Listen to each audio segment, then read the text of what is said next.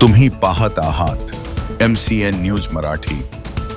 बुलढाणा जिल्ह्याच्या शेगाव शहरातील अरविंद भारत गॅस एजन्सीवर घरगुती गॅस घेण्यासाठी नागरिकांनी मोठ्या प्रमाणात गर्दी केली होती। दिनांक 28 मार्च रोजी गॅस सिलेंडर एजन्सीवर उपलब्ध झाल्यामुळे गेल्या बऱ्याच दिवसांपासून गॅसची बुकिंग केलेल्या ग्राहकांनी सिलेंडर मिळवण्याकरिता एजन्सीवर एकच गर्दी केली।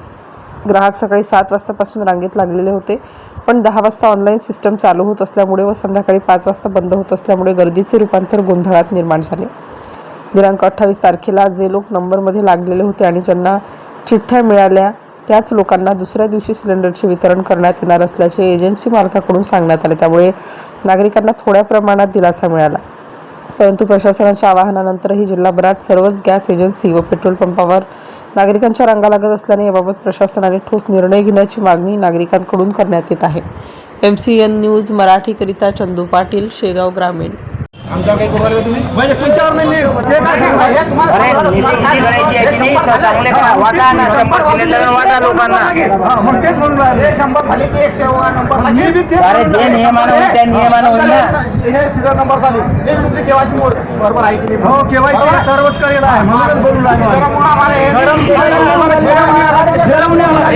प्रत्येकाला यायला लागतं ना।